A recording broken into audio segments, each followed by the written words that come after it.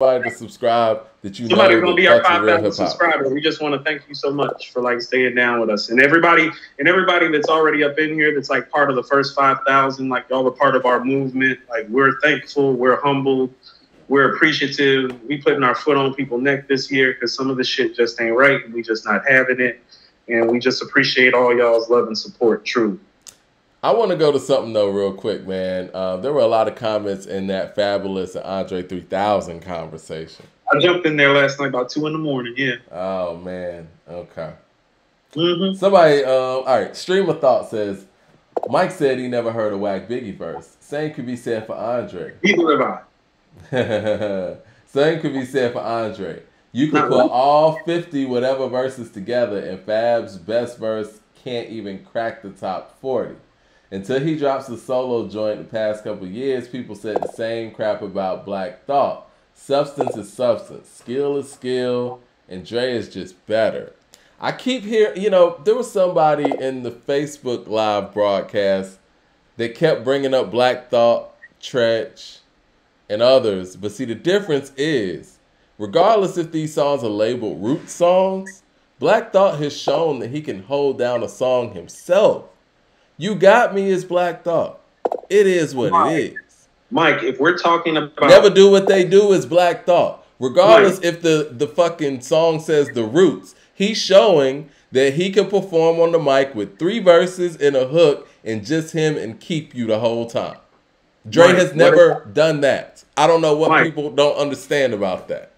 Let me reference something that I've said a long time ago and consistently about Black Thought and his greatness.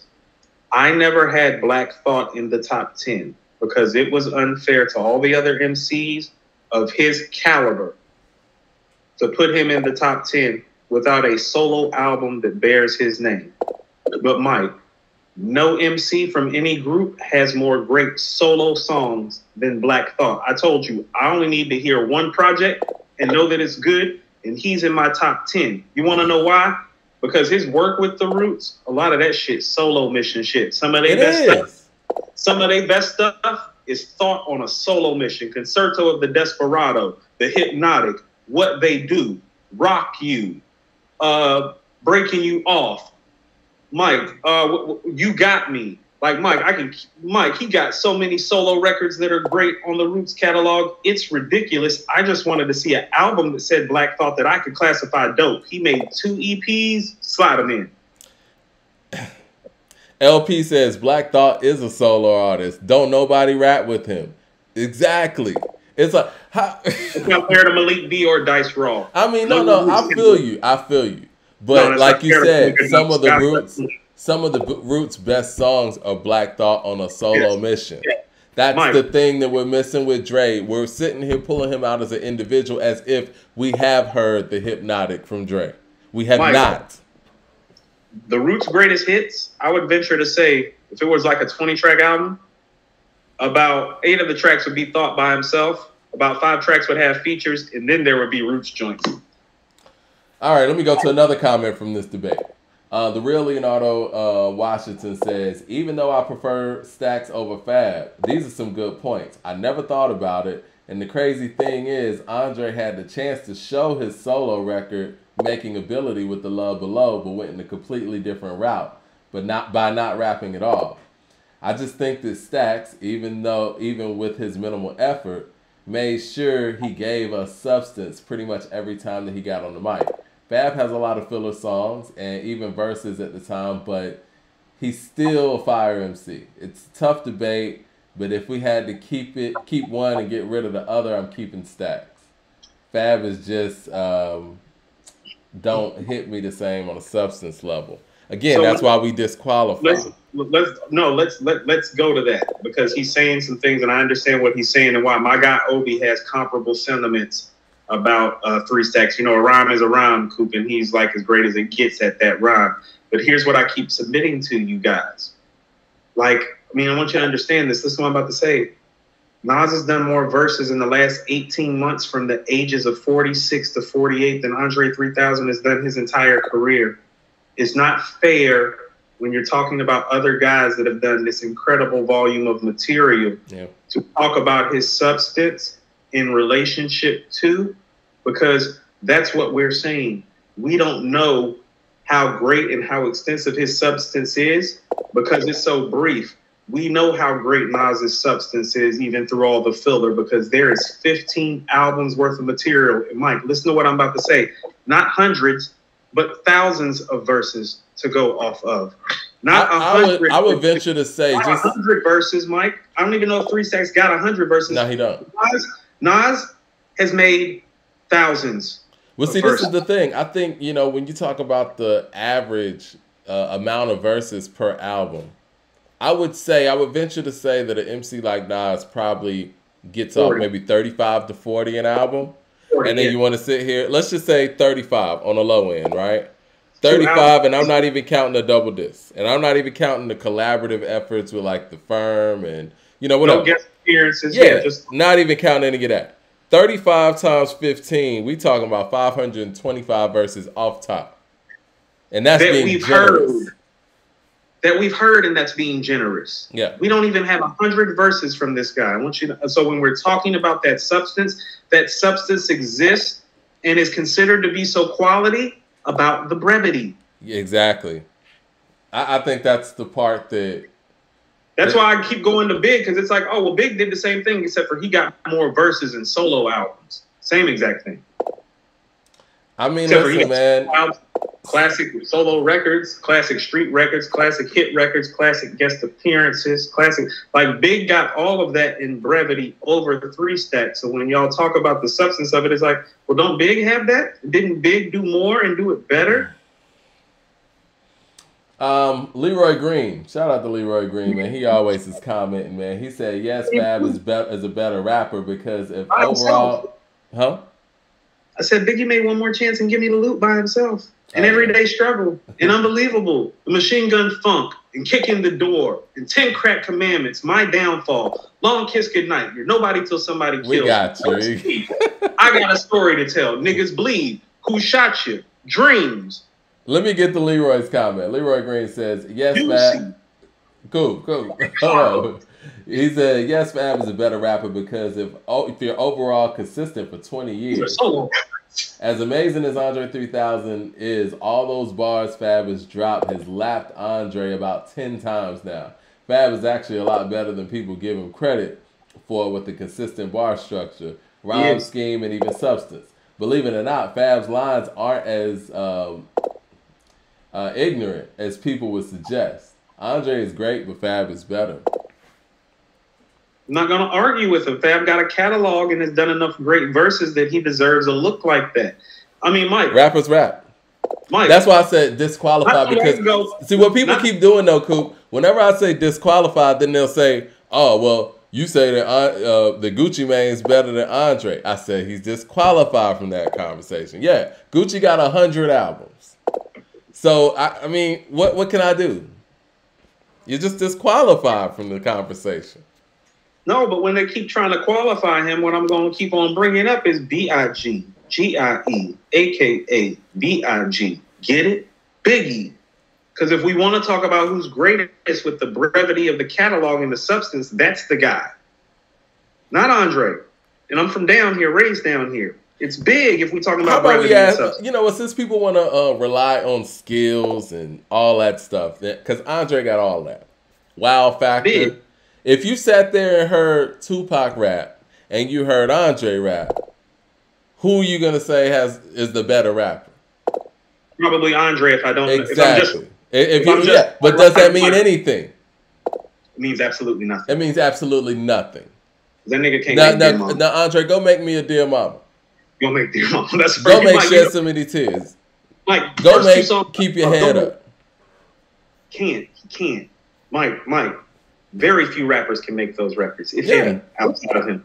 So that means, I mean, unfortunately, and I hate saying this, obviously, Outkast's catalog means a lot, and his contribution to Outkast's catalog means a lot. But if we're just talking about just that ranking you alone, it means nothing.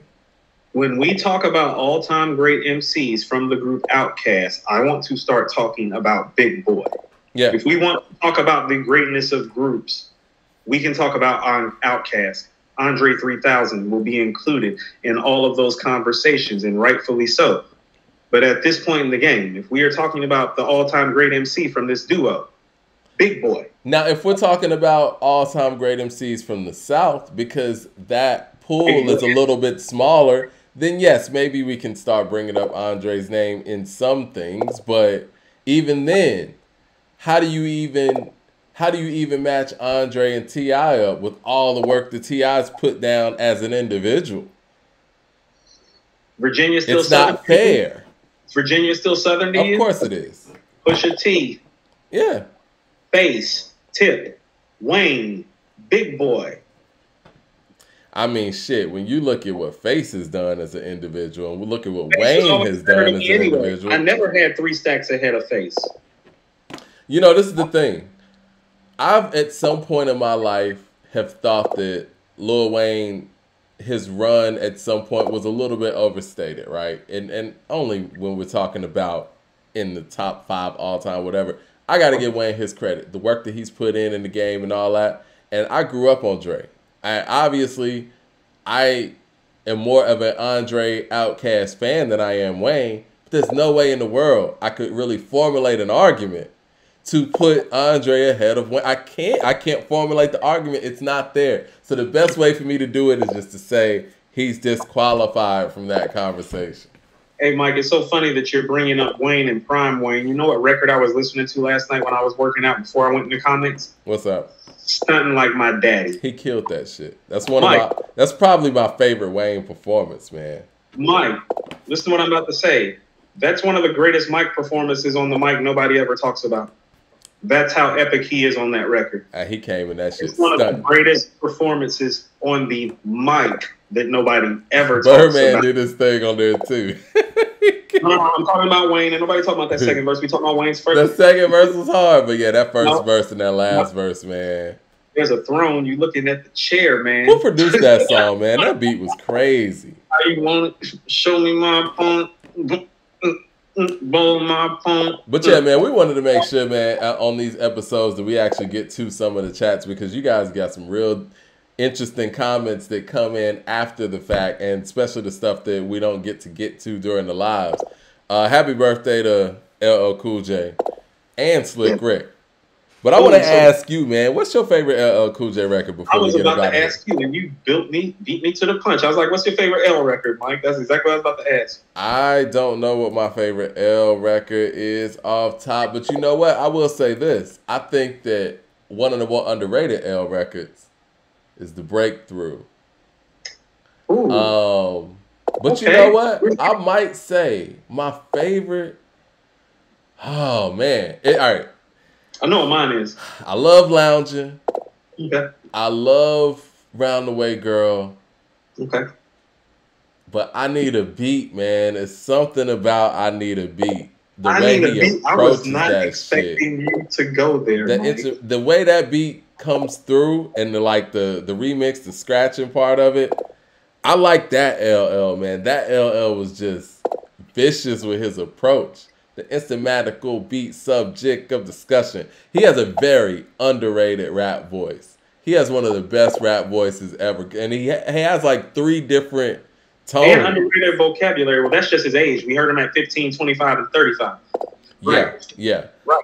I mean, but even when he has the Mama Said Knock You Out approach, like that explosion over, and then he can hit you with the I Need a Girl with Extensions in her hair. Calm it down a little bit. Like he did that before Busta did that whole rah and then hit you with another lane. So what you saying, yo? You know what I mean? Like he was able to balance out his vocals. So I'm kind of with you on that aggressive. Ooh, Jingling Baby. That's one of my favorites too. So Mike, Jingling Baby is probably second or third to me, Mike, but you actually named the record that I have at number 1, Mike. It's Mama Said Knock You Out. I knew you were going to say that. I love Mama Said Knock You Out, Mike. I think it's one of the best rap songs ever. I can still remember being a kid when that video came out. And how about this? even though I wasn't super big into hip hop, I knew who L was and knew something had happened. He had been off the scene, and seeing him like in that box, like Mike, that was shit. That shit was something else. Like that's one of those childhood hip hop memories that stayed with you. Is LL Cool J on Mama Said Knock You Out? The performance and the video. The performance was crazy, and the video was crazy. When I heard you on the radio. I just don't know what made you forget that I was raw. Yeah, that shit was like a rock song or something. Yeah. Damage. Damage. Are you ready? You're ready. Destruction, terror. Damn, get down. Yeah. Woo. Don't you ever pull my lever. You know what? Somebody mentioned Ill Bomb, man. I think Ill Bomb was really important too. Ill Bomb in the late 90s, man. That was a nice classic record to me. That shit changed it up. I like Love You Better. I think Love You Better could definitely fit on the greatest hits. But Ill Bomb was different because Ill Bomb made us think, or at least made me and my crew think, there was a resurgence coming. Love You Better is great, but it's not a classic to me. Ill Bomb's a classic to me. Ill Bomb is nuts, man. Ill Bomb's a classic. Call my name.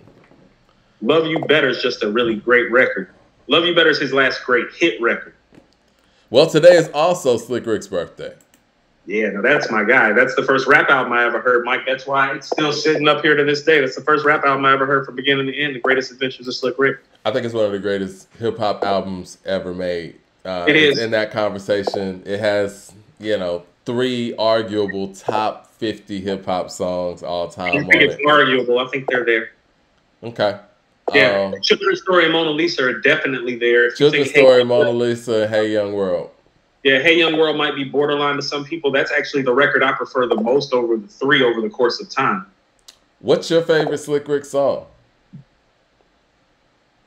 It's probably Hey Young World, Mike. Hey Young World, the world is yours. Like, Mike, that's been like my whole motto my whole life. What's the song that made me fall in love with hip-hop? The world is yours. Where did you think he got some of it from? What'd I tell you?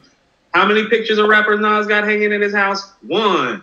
Slick Rick. Well, Slick Rick is I've always felt like Slick Rick is my favorite rapper's favorite rapper. Like, my favorite MCs are like Q-Tip, Ghost, 3000, Nas, and like, it's clear they all swear by him. They all are Slick Rick guys.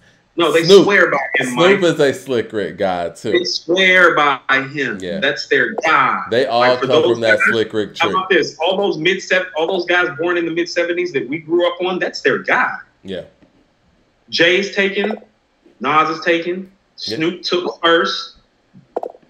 The Show, Lottie Dottie is the most sampled hip-hop song in the history of rap. Is it? Okay. History of rap. Yes, Lottie Dottie is the most sampled song in the history of rap. That's a fact. I don't want to go against the grain too much, man. I'm going to have to say A Children's Story, even though it's such a huge and notable record, I can't deny how great of a record it is. I think it's one of the best hip-hop songs ever made, period. No, it's top.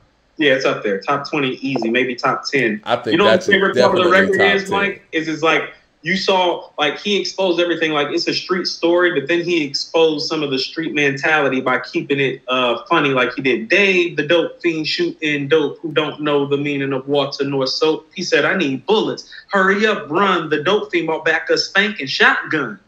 And then the way that they did the video, I thought was brilliant too. He made it funny. It's and like, it was like, this ain't funny, so don't you dare laugh. Just another case about the wrong path, straight arrow, so gets cast. He made a street story about violence and somebody getting murdered, entertaining and funny, and then told you it wasn't funny at the end. It's brilliant. I think how big that song got takes away from how brilliant that song really is for a lot of people. And that song is, from the beat to Mike, the standout lines, like, it's an incredible record.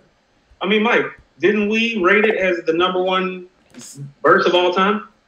Yeah, we did. I mean, in this one verse, it's incredible. Yeah. It's going to be hard for us to find one better verse because it's a whole song and a story, and it's got everything in there. It's got wordplay, it's got wit, it's got creativity, it's got lyricism, it's got a consistent theme, it's got a relatable topic.